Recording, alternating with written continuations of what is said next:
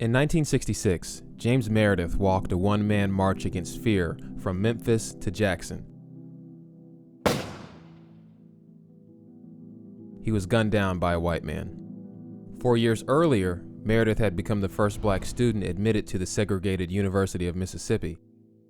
And 2 years before that, Ruby Bridges was the first black student to desegregate an all-white school in Louisiana. She needed U.S. Marshals to protect her. By the way, Ruby was the inspiration for Norman Rockwell's The Problem We All Live With. Integration and the backlash against it was a defining issue during the 60s. So when James Meredith was shot in 1966, it was part of a long tradition of hatred against black folk and integration. And when James Brown heard about the shooting of James Meredith, he purportedly dropped everything to visit Meredith in the hospital. I was greatly affected by that visit, and afterward I intensified the pledge I made to myself. It was no longer going to be enough to change the music of a generation. I had to try to change people's way of thinking as well.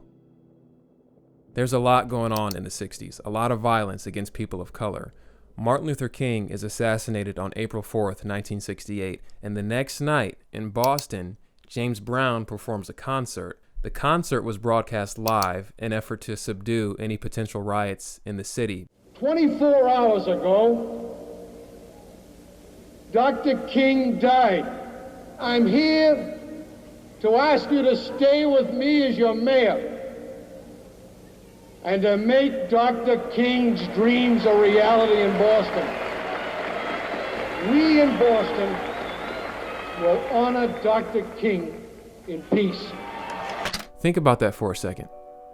The night after Martin Luther King is murdered, and at the height of rage and despair, at the height of tensions, other cities are burning, James Brown still goes to Boston and does this concert. And at one point at the end, some kids kind of mob the stage and the police go to start tossing them, but James Brown shuts it down. Wait a minute. They're all right, that's all right. It's all right. And then he kind of reprimands the crowd. Now I asked the police to step back because I figured I could get some respect from my own people. That makes sense.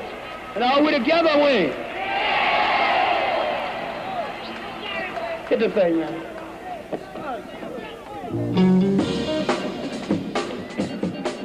And that's the backdrop for the development of funk. It's not just music, it's a philosophy.